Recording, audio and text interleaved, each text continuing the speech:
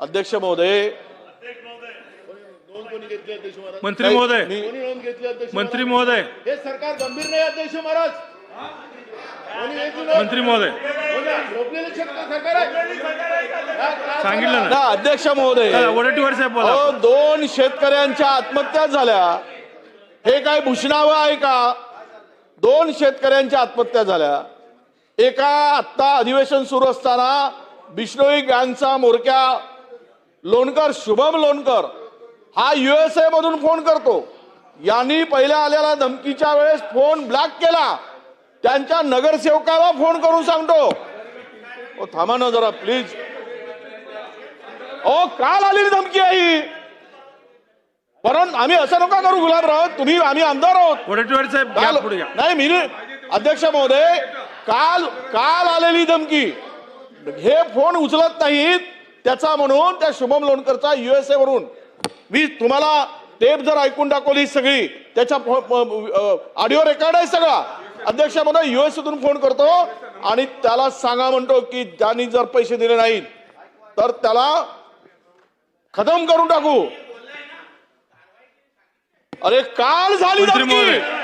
काय काय अध्यक्ष महोदय, नाही कारवाई त्यांच्यावर बिश्नोई गँगवर लक्षात घ्या.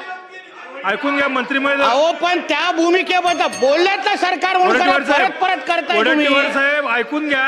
अहो अध्यक्ष महोदय, बरोबर तुम्हाला संधी देतो. अध्यक्ष महोदय, उद्या मंत्री महोदय, अध्यक्ष महोदय अमीन भाई, या बिश्नोई गँगच्या संदर्भात अध्यक्ष महोदय, सन्मान्य सदस्य, अध्यक्ष महोदय बसा. अध्यक्ष सन्मान्य सदस्य कानजींना जी काय धमकी आली अध्यक्ष महोदय, बिश्नोई गँगच्या संदर्भात जी सरकारची अधिकृत भूमिका त्या दिवशी आदरणीय मुख्यमंत्री साहेबांनी स्पष्ट केलेली आहे.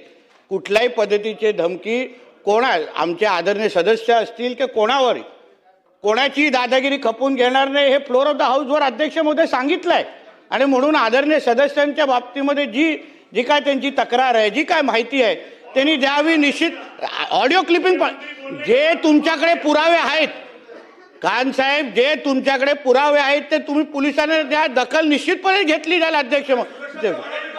अरे तक्रार करा ना, नक्की ना. आता इथे वाढवणार काय बसून तुम्ही तक्रार करा, माहिती द्या, निश्चित होईल ना.